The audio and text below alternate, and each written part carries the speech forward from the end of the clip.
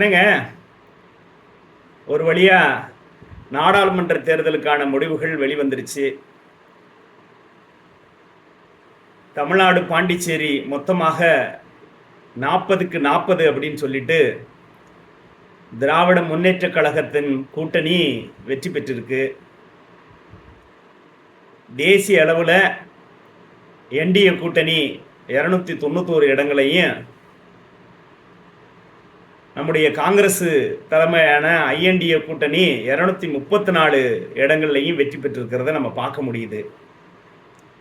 இதில் என்ன பெரிய ஒரு விடயம்னா, தமிழ்நாட்டு மக்கள் தான் எப்பொழுதுமே ஒரு அறிவுபூர்வமான ஒரு முடிவுகள் எடுத்து அதற்கேற்றாற் போல வாக்களிக்கக்கூடிய நபர்கள்.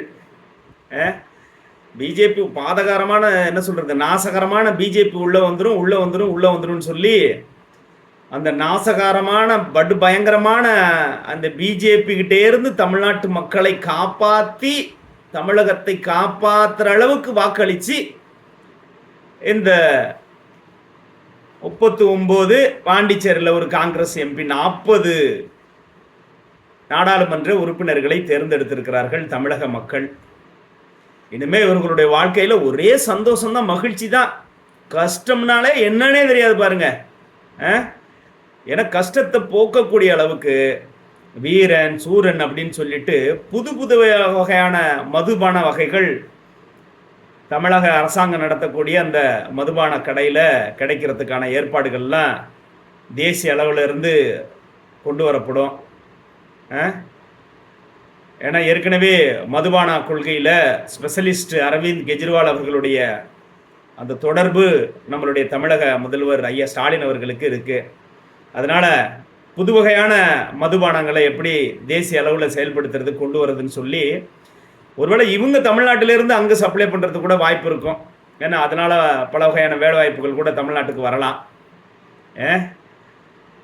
தமிழ்நாட்டில் இருக்கக்கூடிய இயற்கை வளங்கள், மலைகள், ஆற்று மண், குளத்து மண், வண்டல் மண், செம்மண்ணுங்கிற மாதிரி எந்த வகையான மண்ணை வேணாலும் நீங்கள் எவ்வளோ வேணாலும் அள்ளி லாரி லாரியாக கேரளாவுக்கு, கர்நாடகாவுக்கு, ஆந்திராவுக்கு அனுப்பலாம். எந்த பிரச்சனையும் கிடையாது. ஏன்னா மத்தியிலையும் நீங்கள் தான், நம்ம மாநிலத்திலையும் நீங்கள் தான் ஆளுங்கட்சி. மத்தியில் வேலை இப்போ பெரும்பான்மையான ஐஎன்டிஏ கூட்டணியில் ஒரு பெரிய முக்கிய பங்கு 40 எம்பி கொடுக்குறீங்க இல்லையா? அதனால் உங்களுக்கு ஒன்றுன்னா மத்தியிலேருந்து வரிஞ்சு கட்டிட்டு வரக்கூடிய அளவுக்கு பெரிய பலம் பொருந்திய ஒரு பெரிய இயக்கமாக மாறிட்டீங்க. சொல்ல முடியாது, உங்களுக்கு ஒருவேளை துணை பிரதமர் அப்படின்னு வாங்கன்னு சொல்லி உங்களுக்கு வாய்ப்பு கிடைச்சாலும் கிடைக்கலாம். என்ன, உங்களுடைய புதல்வர் பட்டத்து இளவரசர் உதயநிதி ஸ்டாலின் அவர்களுக்கு மத்திய விளையாட்டுத்துறை அமைச்சர் அப்படின்னு கிடைச்சாலும் கூட கிடைக்கலாம். இல்லை நம்ம அண்ணே திருமாவளவன் அவர்களுக்கு ஏதாவது பெரிய கேபினட் அந்தஸ்தில் அமைச்சர் பதவி கூட கிடைக்கலாம். இல்லை இந்த டார்ச் லைட் விளக்கு பிடிச்சிட்டு வந்தார, அதாங்க நம்ம அண்ணன் மையம், நீதி மையம், அவர் தானே இப்போ அப்பா அவர் பண்ணுற உழைப்புக்கு அவருக்கு ஏதாவது பெரிய, சொல்ல முடியாது, ஆஸ்காருக்கு பரிந்துரை பண்ணுறதுக்காக மத்திய அரசாங்கத்திலேருந்து ஏதாவது நீங்கள் சிபாரிசு கடிதம் கூட கொடுக்கலாம். அந்தளவுக்கு இனிமேல் தமிழ்நாட்டில் இருக்கக்கூடிய மக்களுக்கு ஒரே மகிழ்ச்சி தான். காவிரி நீர் பிரச்சனை வராது, விவசாயிகள்லாம் மகிழ்ச்சியாக இருக்க போகிறாங்க. தமிழ்நாட்டு விவசாயிகள், குறிப்பாக டெல்டா பகுதியில் இருக்கக்கூடிய விவசாயிகள் ஒரே மகிழ்ச்சி தான். 40 எம்பி, அவ்வளோதான். காவிரி பிரச்சனை என்ன பாரு, நீங்கள் நேராக ஒரு சித்தராமையா கூப்பிட்டு பேசிடுவாங்க நாளைக்கே. ஏன்னா எல்லாம் கூட்டணியில் இருக்கிறாங்க. ஏற்கனவே அவர்களுடைய சட்டமன்ற தேர்தலுக்கு இங்கேருந்து நம்ம அண்ணன் தாய் சிறுத்தை இங்கேருந்து போய் அங்கே பிரச்சாரமெல்லாம் பண்ணார் வெற்றி பெறுவதற்கு. ஆனால் வெற்றி பெற்ற பிறகு சித்தராமையிட்ட பேசுங்க, பேசி தண்ணி வாங்கி கொடுங்கன்னு கேட்டால் அதுக்கெல்லாம் வாய்ப்பு இல்லை. அதுக்கெல்லாம் பேச வாயே திறக்க மாட்டார்கள். அவர்களுடைய வெற்றிக்கு நம்மளுடைய ஒரு சொட்டு தண்ணி கூட கொடுக்க முடியாது அப்படின்னு சொன்ன அந்த கர்நாடகாவுடைய ஆளுங்கட்சியாக இருக்கக்கூடிய காங்கிரஸ் வெற்றி பெறுவதற்கு இங்கிருந்து நம்ம அண்ணன்லாம் படையெடுத்து போய் திருமாவளவன் அண்ணெல்லாம் பிரச்சாரம் பண்ணி வெற்றி பெற வச்சாங்க.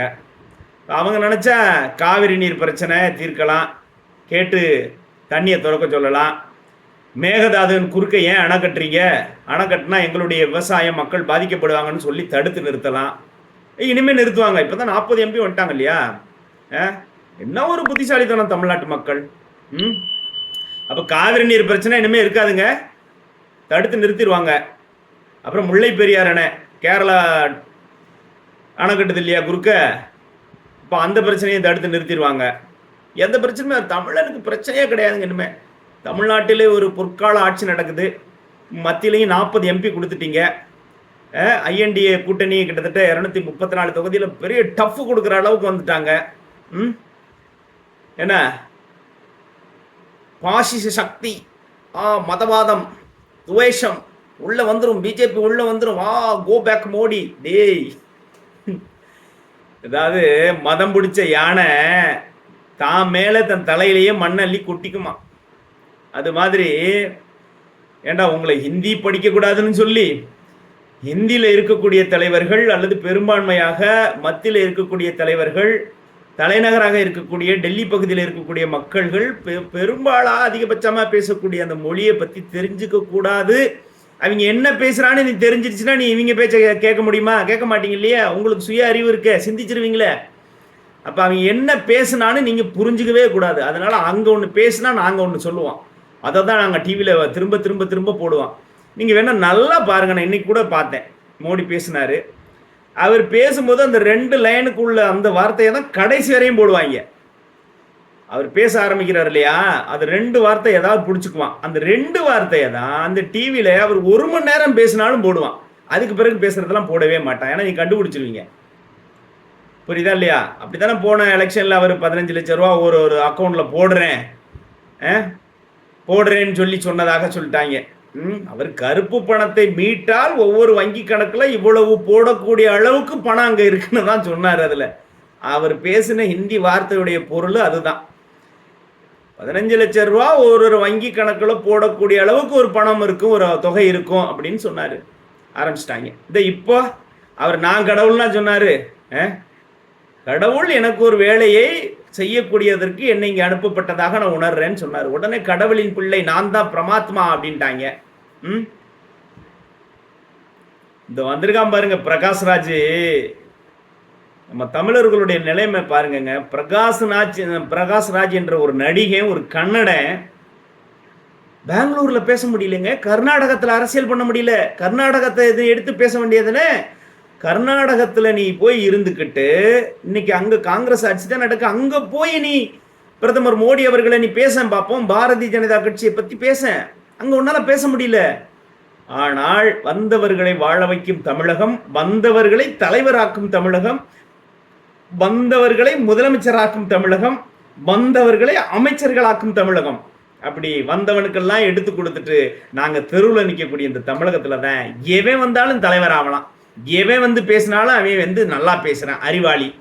ஏங்க சினிமாவில் மேக்கப் போட்டு நடிக்கிற ஒரு கம்யூனிட்டிக்கு அது என்ன ஒரு நாட்டினுடைய ஒரு பிரதமரை, இந்த பிரதமர் மோடி அவர்கள் எத்தனை முறை உலகத்திலேயே செல்வாக்கு மிக்க ஒரு நபர் என்று தேர்ந்தெடுக்கப்பட்டிருக்கக்கூடிய ஒரு நபருங்க. எவ்வளவு அசிங்கமா பேசியிருக்கிறான் நீங்க பாத்தீங்களா இல்லையா? அதற்கு ஒரு தனியாக நான் காணொளி போடணும்னு நினைச்சேன். இந்த நேரத்தில் அது எனக்கு நினைவு வந்துருச்சு. டெஸ்ட் டியூப்ங்கிறான் அவன், வாடா போடான்னு பேசுறான். ஒரு கூத்தாடி, அதுவும் அவனுடைய மண்ணை விட்டுட்டு இங்க வந்து அரசியல் பண்ணக்கூடிய வேலை என்ன இருக்கு? இப்ப அரசியல் என்ன, அரசியல்ல சேர்த்துக்கங்கன்னு கெஞ்சுறான். ஏங்க, ஏழை எளிய மக்களுக்கு, ஒடுக்கப்பட்ட மக்களுக்கு அரசியல் அதிகாரத்தை அவர்களுக்கு துணையாக நிற்கக்கூடியன்னு ஒரு அரசியலை பண்றாரு விடுதலை சிறுத்தைகள் தலைவர் அண்ணன் திருமாவளவன் அவர்கள். நீங்க உங்களுடைய விருதை கொடுக்கறதுக்கு வேற நல்ல ஆளே கிடைக்கலையா? தமிழ்நாட்டில் ஒருத்தம் கூட இல்லையா? ஒரு கூத்தாடி கம்யூனிட்டி. அவன் ஒரு நாட்டினுடைய பிரதமரை எந்த அளவுக்கு இழிவுபடுத்தணும் இல்லாம அவன் பேசினான 4ஆம் தேதிக்கு பிறகு ஒண்ணுமே இருக்காது. எங்கடா இருக்கேன்? உண்மையே சொல்லணும்னா முன்ன விடைய ஏன்னா எண்ணிக்கையில பாரதிய ஜனதா கட்சி கம்மியா ஜெயிச்சிருக்கலாம், ஒரு 50-60 சீட்டு கம்மியா ஜெயிச்சிருக்கலாம். ஆனால் மாநிலங்கள் அளவுல அதிகமாக கைப்பற்றி இருக்கிறது. அதனுடைய முழு விவரத்தை நம்ம நாளைக்கு இன்னொரு காணொலியில நம்ம பதிவு பண்ணுவோம். பாரதிய ஜனதா தோல்வி அடையவில்லை, அல்லது பாரதிய ஜனதா கட்சி அவனுடைய வெற்றியின் எண்ணிக்கை குறைந்து போய்விட்டதை தவிர கட்சியினுடைய வளர்ச்சி, பாரதிய ஜனதாவினுடைய உழைப்பிற்கான அங்கீகாரம் குறைந்து போகவில்லை. அவர்கள் மக்கள் மனதில் அவர்களுடைய அந்த வளர்ச்சியானது சென்று சேர்ந்திருக்கிறது. அவர்கள் பல மாநிலங்களை காங்கிரஸை துடைத்து எறிந்திருக்கிறார்கள். இன்னைக்கு பாரதிய ஜனதா கட்சியுடைய அந்த தயவுல தான் இன்னைக்கு தெலுங்கு தேசத்துல ஐயா சந்திரபாபு நாயுடு மறுபடியும் வந்திருக்கிறாங்க. ஒரு சால ஆட்சி 25 வருடத்துக்கு பிறகு ஆட்சியை பிடிச்சிருக்கிறாங்க. பல மாநிலங்களில் காங்கிரஸ் கட்சியை ஒரு இடம் கூட வராமல் துடைத்தெறிந்திருக்கிறார்கள். அதான் நடந்திருக்கு இன்னைக்கு. நான் என்ன சொல்றேன், நீங்கள் எந்த ஒரு அரசியல் கட்சியை ஆதரிக்கணும், எந்த ஒரு அரசியல் கட்சிக்கு வாக்களிக்கணும், எந்த ஒரு அரசியல் கட்சியை நீங்கள் தேர்ந்தெடுக்க வேண்டும் என்பது உங்களுடைய தனிப்பட்ட உரிமை. அதுல நான் தலையிடலை. ஆனால் ஒரு காசு வாங்கிக்கிட்டு பவுடர் போட்டு கூத்தடிக்கக்கூடிய ஒரு நபர், அதுவும் வேற ஒரு கர்நாடகக்காரன் இங்க வந்து நாட்டினுடைய பிரதமரை நம்ம மண்ணில் வச்சு பேசக்கூடிய அவசியம் என்ன இருக்கிறது? நீங்க அப்படிதான் ராஜீவ்காந்தியை கொண்டாந்து வந்து ஸ்ரீபெரும்புதூர்ல கொன்னீங்க. இன்னைக்கு ஒரு தமிழனுக்கு மிகப்பெரிய ஒரு அசிங்கமாக அடையாளமாக அந்த நிகழ்வு இருக்குதா இல்லையா? தமிழ் மண்ணில் ஒரு நாட்டினுடைய பிரதமர் குண்டு வச்சு அவர் வந்து அவருடைய சாகடிக்கப்பட்டாருங்கிற இந்த களங்கத்தை நம்ம வாழ்நாளில் தொடக்க முடியுமா? அப்ப யோசிச்சு பாருங்க. அப்ப இது போன்ற நபர்கள் கயவாளி கம்யூனிட்டி, இவன் ஓட்டு போடுறதுக்கு இங்க இருந்து அங்க போயிருக்கான் கர்நாடகத்துக்கு, அங்க போய் பிரச்சாரம் பண்ண, அங்க பேசு, நீனு அங்க பேச வேண்டியதானே? ஏன்னா அங்க இருக்கிற பிஜேபிக்காரெல்லாம் உன்னை செருப்பாலே அடிப்பான். ஆனா இங்க வந்து எனக்கு என்ன பெரியதுன்னா, அண்ணா அவர்கள், அண்ணாவுக்கு பிறகு முத்தமிழ் அறிஞர் கலைஞர் அவர்கள் ஒரு நல்ல மனிதர். அவர் இவர்களுடைய மேற்பார்வையில தலைமையில வழிகாட்டுதல்ல நடந்த இயக்கங்கள், நடந்து ஆட்சி இருக்கிற இயக்கம் இன்னைக்கு அவருடைய அந்த பிறந்த நாள்ல ஒரு நிகழ்வு நடத்துறாங்க. இந்த கூத்தாடி பிரகாஷ் ராஜை கூட்டிட்டு போய் திறக்க சொல்றாங்க. எப்போ உங்க இயக்கங்கள்ல, உங்க கட்சிகள்ல, திராவிட இயக்கங்கள்ல, திராவிட முன்னேற்ற கழகத்துல உங்களுடைய தாய் உள்ள சின்ன சின்ன எத்தனை அமைப்புகள், இதுல யாருமே இந்த மண்ணிற்காக, மொழிக்காக அல்லது உங்கள் இயக்கத்துக்காக உழைத்தவர்கள் யாருமே இல்லையா? ஒரு கூத்தாடி கம்யூனிட்டி நேத்து வரையும் யாருன்னே தெரியாது. இவன் இன்னைக்கு வந்து பேசினா விடுதலை சிறுத்தைகளுடைய விருது வழங்கும் விழாவில் பேசினாங்கிறதுக்காக அவனை கூப்பிட்டு பேச சொல்றாரு. பக்கத்துல அமைச்சர் சேகர் பாபு இருக்கார் இல்லையா, இவர் சொல்லி கொடுக்குறாரு, இப்படி பேசுங்க, இப்படி. டேய், யாரை எங்க வைக்கணுமாது முதல்ல யோசிங்கடா. இதெல்லாம் மிகப்பெரிய ஒரு வருத்தமாக இருக்கிறதுங்க. எப்படி பண்றாங்க பாசிசம், இந்துஷம், மத. டேய் பாரு, இப்ப இனிமே உங்களுக்கு 100 நாள் வேலை வாய்ப்பு திட்டம் 150 நாள் ஆக போகுது. 100 நாள் வேலை வாய்ப்பு ஊதியம் 400 ஆக போகுது. இலவச அரிசி 2 மடங்கு கிடைக்க போகுது. கேஸ் விலை குறைய போகுது, பெட்ரோல் விலை குறைய போகுது, ஜிஎஸ்டி குறைய போகுது. எல்லாம் பண்ண போறாங்க அந்த 40 எம்பியும். ஒண்ணு நாம வெற்றி பெறுவர்களாக இருக்கணும், அல்லது வெற்றி பெறுவர்களுடைய பக்கத்துல இருக்கணும், அவர்கள் சார்பாக நிற்கணும், அவர்கள் அணிலையாவது நிற்கணும். நீங்க ரெண்டுமே இல்லையாப்பா. போன தடவை 39 எம்பி ஜெயிச்சு என்ன பண்ணீங்க?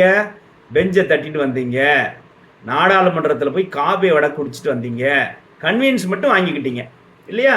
அதே தான் நடக்க போகுது. இப்போ மறுபடியும் அதே தான், எந்த பிரயோஜனமும் இல்லை. நீங்க உண்மையாவே இந்த நாட்டின் மக்களுக்காக, அதாவது தமிழ்நாட்டு மக்களுக்காக, மண்ணுக்காக, இந்த மக்களுடைய வளர்ச்சிக்காக, மண்ணின் வளர்ச்சிக்காக, மாநிலத்தின் வளர்ச்சிக்காக நீங்க இருக்கிறீங்க, யாரு திராவிட முன்னேற்ற கழகம் இருக்கிறீங்கன்னு நினைச்சா, காங்கிரஸை விட்டு தொலைஞ்சிட்டு நீங்க போய் பிஜேபியோட கூட்டணி வச்சு ஆளுங்கட்சியில் நீங்க வந்து அங்கம் வைங்க. அதான் நல்லது. ஆளுங்கட்சியா மாறிடுங்க. நீங்க நாங்க 40 சீட்டு வச்சிருக்கிறோம், 40 சீட்டு இல்ல, காங்கிரஸ் 10 சீட்டு போகுதுன்னு வச்சுக்கோங்க, பாக்கி 30 சீட்டு நாங்க வச்சிருக்கிறோம். ஏன்னா உங்களுக்கு வந்து நிரந்தர ஆதரவு தரோன்னு சொல்லிட்டு 2 மந்திரி பதவி வாங்கிக்கோங்க, 4 மந்திரி பதவியை வாங்கிக்கிட்டு அதை வச்சு தமிழ்நாட்டு மண்ணுக்கும் மக்களுக்கும் ஏதாவது செய்ய முடியுமான்னு பாருங்க.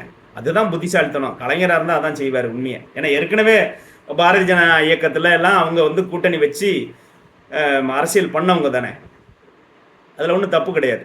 அப்படி ஒன்றும் பாரதிய ஜனதா கட்சி ஒன்றும் பாகிஸ்தான்லேருந்து வந்த இயக்கம் கிடையாது. என்னங்க தெரியும் உங்களுக்கு? நீங்க தமிழ்நாட்டு பார்டரை விட்டுட்டு, ஏன் நீங்க இந்தியாவினுடைய பார்டரை விட்டுட்டு வேற மண்ணுல, வேற தேசத்துல, நாட்டுல போய் இருந்து பாருங்க. 24 மணி நேரம் இருந்து பாருங்க. மோடியினுடைய அருமை புரியும். 10 வருடங்கள்ல இந்தியாவினுடைய வளர்ச்சி புரியும். இந்த 10 வருடங்கள்ல இந்தியாவுக்கு கிடைத்த சர்வதேச அளவில் அதனுடைய பார்வை, அதனுடைய மதிப்பு உங்களுக்கு தெரிய வருங்க. அம்பானிக்கு கொடுத்துட்டாரு, அதானிக்கு கொடுத்துட்டாரு. ஏய், இப்ப நீங்க மட்டும் எந்த பெரிய தொழிலதிபரை, ஒரு தனி நபரை அல்லது பெரிய ஒரு இவரை நீங்க அழிச்சிட்டு நீங்க எப்படி நாட்டை டெவலப் பண்ண முடியும்? இப்போ வெளிநாட்டில இருந்து போறீங்களா? இப்போ தனிநபர், இப்போ ப்ரைவேட் கம்பெனி அல்லது தனிநபர் தனி ஆள் வந்து உங்கள் இன்வெஸ்ட்மெண்ட் பண்ணலையா, அதை மட்டும் நீங்கள் முதலீடு வளர்ச்சின்னு காட்டுறீங்க. இந்தியாவில் இருக்கக்கூடிய ஒரு நபர், இந்தியாவில் இருக்கக்கூடிய ஒரு பெரிய கம்பெனி, இங்கே பிறந்து வளர்ந்த ஒரு இந்தியன் ஒரு மிகப்பெரிய தொழிலதிபராக ஒரு முதலீடு செய்யக்கூடிய அளவுக்கு ஒரு வந்தாக்கா உங்களுக்கு வந்து மோடி வந்து அதானிக்கு பண்ணிட்டாரு, அம்பானிக்கு பண்ணிட்டாருன்னு சொல்லி குதிக்கிறீங்க. ஆனால் வெளிநாட்டு மண்ணில் வெளிநாட்டிலேருந்து ஒருத்தனை கூட்டிகிட்டு வந்து இங்கே இன்வெஸ்ட்மெண்ட் பண்ண வைக்கிறீங்க. அவன் இங்கே இருக்கிற இயற்கை வளங்களை எல்லாம் சுரண்டி தின்னுட்டு போயிடுறான். யோசிச்சு பாருங்க, நீங்கள் என்ன பேசுறீங்க, என்ன அரசியல் கற்றுக் கொடுக்குறீங்க நீங்கள்?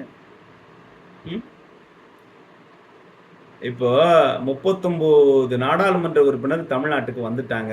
இன்னுமே சாதி சண்டை இருக்காது, என்ன கொலைவெறி தாக்குதல் இருக்காது, கொலை நடக்காது, கூலிப்படை ஒழிக்க போறீங்க அடியோட, இல்லையா?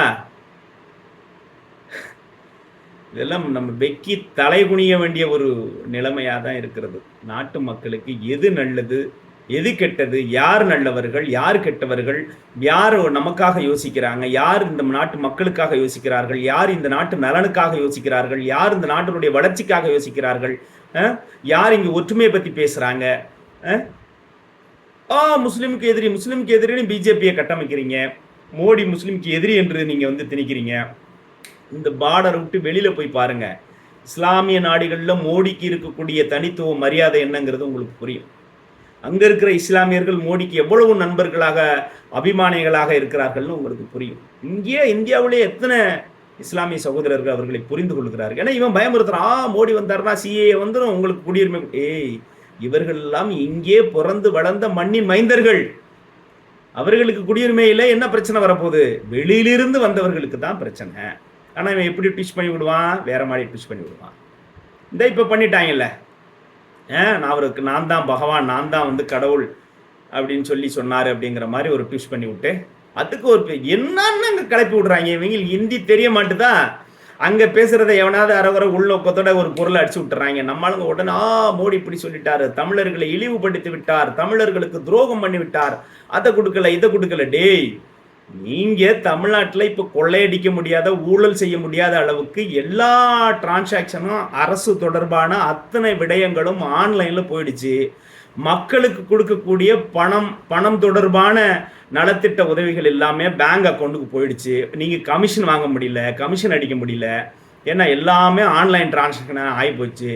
ஃபைன் கட்டுறதா இருந்தாலும் ஃபைன் அடிக்கிறதா இருந்தாலும் ஆன்லைன் ஆகி, முன்ன மாதிரி வந்து சீட்டு எழுதிட்டு கையில் வாங்குறது இல்லை. கொள்ளையடிக்க முடியல, நீ பார்த்து உங்களுக்கு பிரச்சனை. எல்லாம் பேங்க் டு பேங்கு, என்ன நலத்திட்டங்கள், நிவாரண உதவிகள், என்ன அந்த புயல் நிவாரணம் இந்த மாதிரி வந்தாலும் இயற்கை பேரிடர் எல்லாமே பேங்க் டு பேங்க். யாரும் பயனாளிகளுக்கு நேரடியாக மத்திய அரசின் திட்டங்கள் நேரடியாக போனதுனால உங்களால் ஒன்றுமே பண்ண முடியல. அதனால உங்களுக்கு மோடியை பிடிக்கல. மோடி கொண்டு வர திட்டமெல்லாம் பாதகமான திட்டம். இதுதானே நடக்குது. இப்படி தானே சொல்லி இந்த மக்களை ஏமாற்றி நீங்கள் பண்ணுறீங்க. யோசிச்சு பாருங்க. எத்தனை இப்போ என்ன இப்போ பாருங்கள், இந்த 3 வருடங்களில் வெறும் கன்ஸ்ட்ரக்ஷனாக வந்திருக்கும். ரோடு போடுறது, கன்ஸ்ட்ரக்ஷன், பில்டிங் கட்டுறது, எங்கே பார்த்தாலும் கலைஞர் பேருந்து நிலையம், கலைஞர் வளைவு, 100 ஆண்டு வளைவு, 200 ஆண்டு வளைவு, இப்படி தான் இருக்கும். கிளிப்பிடம் எல்லாம் கலைஞர் பேர்லேயே இருக்கும். அதில் தான் கமிஷன் அடிக்கலாம், அதில் தான் இது பண்ணலாம். அதுதான் உங்களுக்கு பிரச்சனை. புரியுதா இல்லையா? உங்களுக்கு மோடி ஒரு விஷயம் பண்ணாரு, இந்த ஆவாஸ் யோஜனான்னு சொல்லிட்டு வீடு கட்டும் திட்டம் கொண்டு வந்தாருங்க. இது வந்து பல கோடி அளவுக்கு வீடு கட்டிட்டாங்க இப்போ தமிழ்நாட்டில். ஏன்னா தமிழ்நாட்டில் எல்லாம் எப்படியா வந்துடும், வருடத்துக்கு ஒரு புயல் வந்துடும், மழை வந்துடும். அதுக்கு முன்னாடியெல்லாம் பார்த்தீங்கன்னா ஒரு 1000 வீடு 2000 கூரை வீடு இடிஞ்சு விழுந்துடும். உடனே நிவாரணம்னு சொல்லிட்டு நோட்டை எடுத்துக்கிட்டு விஓஓ, ஆர்ஐ, தாசில்தார் இவங்க எல்லாம் கிளம்பிடுவாங்க. எல்லாம் ஒரு கணக்கை எழுதி 10,000 15,000 விழுந்தவுக்கு 35,000 சொத்தம் செவுறு விழுந்தவும் இவ்வளவுன்னு ஒரு அதோட சேதத்துக்கு தகுந்தா போல ஒரு அமௌண்ட் ஒதுக்குவாங்க. அதை கொடுக்குறேன்னு சொல்லிட்டு கேஷாக தான் கொடுப்பாங்க. அதை வச்சுக்கிட்டு ஒருத்தர்ட்டையும் 2000 3000 சொல்லி அடித்து அது மந்திரி வரைக்கும் போகும். இப்போ அதெல்லாம் பண்ண முடியல, ஏன்னா கூரை வீட இல்லை. மோடி வீடுங்கிறது ரொம்ப அழகாக அருமையாக கட்டியிருக்கிறாங்க. அவர்களே பணம் போட்டு இவங்க பணத்தை அக்கௌண்ட்டில் பே பண்ணிடுறாங்க. அவங்க கூடுதலாக பணம் போட்டு ரொம்ப அழகழகான வீடுகளாக கட்டி மக்கள் வந்து வறுமையிலிருந்து மீண்டு, இப்போ நீ மழை பெஞ்சாலும் புயல் அடித்தாலும் நீ எந்த நிவாரணம்லாம் கேட்க முடியாது. நீ நிவாரணம்னு சொல்லிட்டு ஒன்றுமே பண்ண முடியாது. போய் நீ அதுலேருந்து கமிஷன் அடிக்க முடியாது, சுரண்ட முடியாதுல்ல. இது எல்லாத்துக்குமே ஆப்பு வச்சவர் தான் நரேந்திர மோடி அவர்கள். அதனால் நீ அவர்களை பற்றி தப்பாக தான் சொல்லி நீங்கள் ஓட்டு கேட்பீங்க. இதில் என்ன பெரிய விடயம்னா, தமிழக பாஜகனுடைய தலைவர் திரு அண்ணாமலை அவர்கள் எடுத்த தவறான முடிவு தான், ரொம்ப பகிரங்கமாக அதை சொல்லலாம். தவறான முடிவுகளாலும் அதே மாதிரி எடப்பாடி அவர்களுடைய தவறான முடிவுகளாலும் தான் இன்னைக்கு திராவிட முன்னேற்ற கழகம் என்ற இந்த திருட்டு கும்பலுக்கு இந்த ஒரு வாய்ப்பு கிடைச்சிருச்சு. மறுபடி 40-30 பேர் 20 பேர் நியாயம். இதில் நீங்கள் பார்க்கலாம் நிறைய. இது புள்ளி விவரங்களோட நம்ம இன்னொரு காணொலி போடுவோம். ஏன்னா இதில் வெற்றி பெற்ற இடங்கள் எல்லாம் எங்கெல்லாம் பாரதிய ஜனதா கட்சியினுடைய வேட்பாளர்கள் வெற்றி பெற்று தோத்துருக்கிறாங்களோ அங்கெல்லாம் அண்ணா திராவிட முன்னேற்ற கழகம் வாங்கிய ஓட்டும் பாரதிய ஜனதா கட்சி வாங்கிய ஓட்டும், ஏன்னா இவர்கள்லாம் ஒரு 11 இடத்துல 2வது பிளேஸில் இருக்கிறாங்க கூட்டணியோட. தனித்து 8 இடத்துல பாரதிய ஜனதா கட்சி வேட்பாளர்கள் 2வது இடத்துல இருக்கிறாங்க. இப்போ 2வது இடத்துல இருக்கக்கூடிய இவர்களுடைய வாக்கு 3வது இடத்துல இருக்கக்கூடிய அண்ணா திராவிட முன்னேற்ற கழகத்தினுடைய வேட்பாளர்களுடைய வாக்குகளையும் வாங்கி ஒன்றா சேர்த்து பார்த்தீங்கன்னா வெற்றி பெற்ற திமுக வேட்பாளர்கள் வாங்கிய வாக்கை விட அதிகமாக இருக்கு. அப்போ கையில் இருந்த அந்த வெற்றியை தவற விட்டு விட்டார் திரு அண்ணாமலை அவர்களும் திரு எடப்பாடி அவர்களும். கையில் இருந்த வெற்றி எப்படி குறைந்தபட்சமாவது ஒரு 20 நாடாளுமன்ற உறுப்பினர்கள் 10 வச்சுக்கிட்டா கூட ஜெயிக்கிறதுக்கான வாய்ப்பு இருந்ததை தவற விட்டு விட்டார்கள். ஏற்கனவே 2021 அப்போ எடப்பாடி அவர்களும் அண்ணாமலை அவர்களும் சேர்ந்து நின்னாங்க. அப்போ தினகரனை பிரித்து விட்டுருந்தாங்க. வெற்றிக்கான அந்த ஓட்டை அண்ணன் தினகரன் பிரிச்சுட்டு போயிட்டாரு. இந்த தடவை தினகரன் சேர்ந்து நிற்கிறாரு, எடப்பாடி பிரிச்சுக்கிட்டு போயிட்டாரு. வெற்றிக்கான அந்த ஓட்டுகளை எல்லாம் எடப்பாடி அவர்களுடைய அண்ணா திராவிட முன்னேற்ற கழகம் பிரித்து சென்று விட்டது. அதுதான் பிரச்சனை. இப்போ 2 இடத்தையும் நீங்கள் தோத்த இடமெல்லாம் பாருங்க. வெற்றி பெறுவதற்கு மிக எளிதான ஒரு இலக்கு, எளிதான நல்ல ஒரு வாய்ப்புங்க. அது ரொம்ப வருத்தமாக இருக்கிறது. அதனால மோடி 3வது முறையாக பிரதமராக பதவியேற்கக்கூடிய நிகழ்வை யாராலையும் தடுக்க முடியாது. அதற்கான பெரும்பான்மை அவர்கள் 240 இடங்களை கைப்பற்றி இருக்கிறார்கள். அதனால ஒன்றும் பிரச்சனை கிடையாது. கூட்டணியோடு சேர்ந்து 291 இடங்களை அவங்க பிடிச்சிருக்கிறாங்க. நிச்சயமாக 3வது முறையாக அவர் பதவி ஏற்க போறாரு. அதனால அவருக்கு நம்மளுடைய வாழ்த்துக்களை தெரிவித்து விட்டு, தன்னுடைய தலையிலேயே தன் கையால மண்ணை அள்ளி கொட்டிக்கிட்ட இந்த தமிழக மக்களை நினைச்சு நம்ம வேதனைப்படுறதா இல்லை சிரிச்சுக்கிறதா அப்படிங்கிறது தான் நமக்கு ஒரு வினாவாக இருக்கிறது. எனவே நாளைக்கு நம்ம வேறொரு காணொலியில் பாரதிய ஜனதா வேட்பாளர்கள், அதே மாதிரி அண்ணா திராவிட முன்னேற்ற கழக வேட்பாளர்கள் இவர்கள் எங்கே தோத்தாங்க, இந்த கூட்டணி ஏன் அமையலை, திராவிட முன்னேற்ற கழகத்திற்கான அந்த வெற்றிக்கான காரணம் என்ன என்பதை நம்ம விவரமாக அது ஒரு காணொலி போடுவோம். நன்றி, வணக்கம்.